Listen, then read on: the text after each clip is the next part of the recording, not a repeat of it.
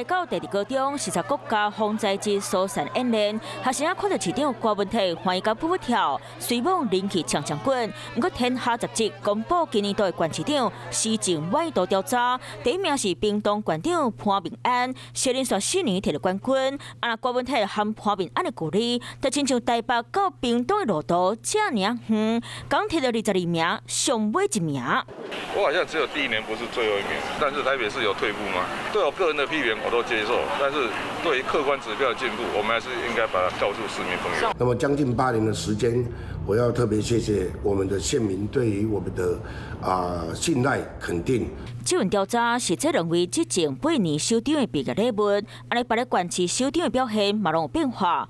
经过论文丰富的新的市长排名退步12名，过去摕了真侪大奖项的新北市长侯友宜，嘛落4名来到第9名。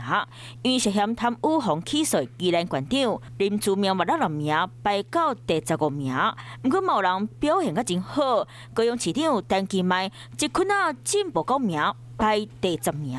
那我们也会更谦虚的来倾听民意为了高雄的进步继续打拼。这个满意度是74%的，所以呢民调呢做参考，但是呢芝麻会继续的努力向前走。排名关系起起落落，县市长上做了上好，还是民众较感受到。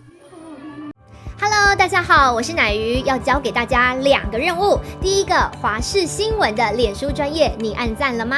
还有华视新闻的 YouTube 频道，赶紧订阅起来，还要记得按赞，开启小铃铛哦。